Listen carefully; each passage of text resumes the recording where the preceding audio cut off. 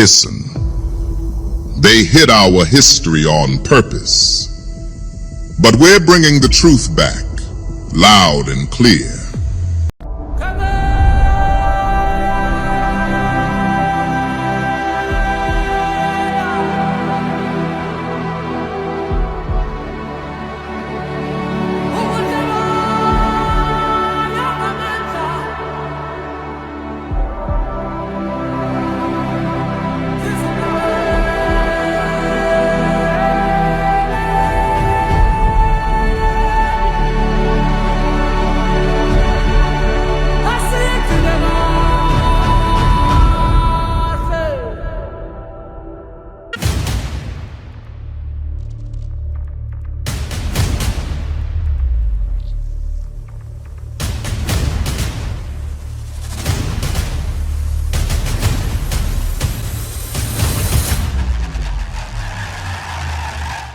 Did you know a powerful African empire once ruled Spain? In 711 AD, Muslim armies from North Africa, known as the Moors, crossed into Spain and transformed Europe forever. For centuries, they built cities of learning, tolerance, and stunning architecture, like the Alhambra and the Great Mosque of Cordoba. While much of Europe struggled in the Dark Ages, Moorish Spain thrived with libraries, hospitals, and universities. Science, math, and philosophy flourished as Muslim, Christian, and Jewish scholars shared ideas. But it wasn't just culture. The Moors also left their mark on language, food, and even music. Over time, Christian kingdoms slowly pushed them back in the Reconquista. By 1492, Granada fell, ending 700 years of Muslim rule. Their legacy, still visible in Spain's art, architecture, and spirit today. The African men who once ruled Europe.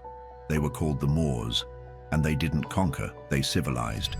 In 711 AD, Tariq ibn Ziyad led his army into Spain. The mountain he landed on still bears his name, Jabal Tariq, today known as the Rock of Gibraltar.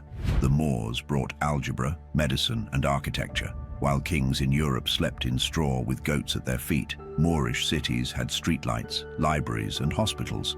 They introduced soap, clean water, and the radical idea that animals don't belong where humans sleep. But in 1492, 7 centuries later, the last Moorish king, Boabdil, was exiled from Granada. The Moors helped usher in the Renaissance, but their names were erased from the pages they helped inspire.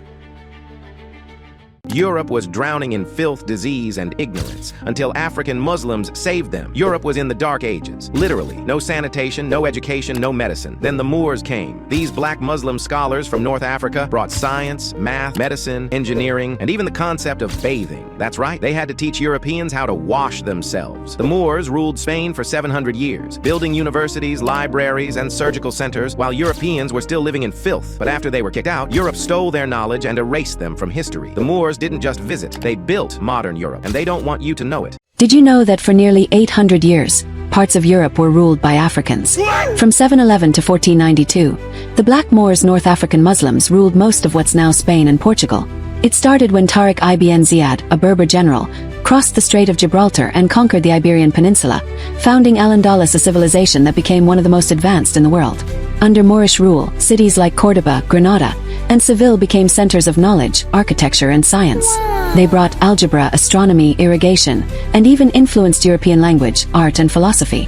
The word Moor originally meant dark or black, referring to the African peoples from the Maghreb and beyond.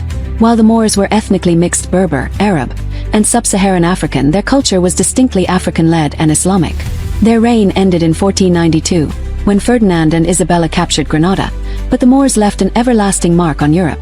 From castles to cathedrals, from language to learning, their influence still shapes Western civilization today. Like, share, and follow to uncover more black history you weren't taught in school. The Moors, a group of North Africans, ruled Spain for 781 years, from 711 to 1492. Crossing the Strait of Gibraltar from Morocco, they transformed the Iberian Peninsula. Known for their architectural brilliance, they built stunning mosques, palaces, and universities, many still standing today. The African Moors introduced Arabic numerals to Europe, revolutionizing mathematics. Their medical advancements led to groundbreaking treatments and widely used textbooks. books. In astronomy, they developed precise ways to measure time and track celestial bodies. They also contributed to botany, introducing new plants and designing breathtaking gardens. Their expertise in bricklaying gave rise to architectural masterpieces like the Alhambra in Granada. Through their writings, they preserved history, leaving a legacy that continues to be studied. The Moors' influence on Europe remains undeniable, shaping science, art, and culture for centuries. As an example of a powerful black empire. But who were they, and were they even black? I'm here in Andalusia, which is a territory of Spain that had the longest presence of Moors when the region was under Islamic rule. While the Moors were actually named after the coastal region in Africa known as Mauritania, from where they set sail to invade the Iberian Peninsula in 711 AD. And for 700 years they ruled most or part of the peninsula. But it would be wrong to think of all of these Moors as one people group. Shortly before entering Spain, Arabs from Southwest Asia conquered much of the indigenous peoples of North Africa who are known as the Berbers or the Amazigh. These Amazigh people, under the cultural and religious domination of Islamic Arabs, presumably made up the majority of the Moorish population, and both are and were super diverse. For example, one indigenous Amazigh group, the Kabyle, are commonly fairer skinned, whereas another, the Tuareg people, can be much darker skinned. The Moorish society was also made up of travelers and enslaved people from as far down as Central Africa all the way to Eastern Europe. The racialization of all Moors appearing as very dark-skinned black people didn't happen until modern ideas of race were invented during the colonization of the Americas and the transatlantic slave trade, long after the Moors left Spain. While some Moors may have had a similar appearance to this depiction is actually of an African-American actor playing a Moor in Shakespeare's Othello. If you learned something new, let me know in the comments, share this video, and follow for more. But let me say this about the Beatles. Right. I took the Beatles on this tour. They was making $50 a week a person. God bless the Beatles, and he did. I used to have to buy their steaks every day when we had steak. Yeah. John Leonard would come up and make all these big bills, and I had to pay them. I had the Beatles, I had Jerry and the Pacemakers, and a group called the Swingin' Blue Jeans. I had Mick Jagger and the Rolling Stones. He made his first tour. Nobody never heard of these people. Do these people send you a Christmas card? They send me more than Christmas cards. They're my friends. You know, I don't want anything from them. All I want them to do is to spread what they got from me. You know, God gave it to me, and they got it from me, so just carry the good word over the world. That's all. I don't want nothing. I just want them to do what's right. Like James Brown, he was my singer in my band. He was with me. Joe Tex was my singer. Otis Reddings.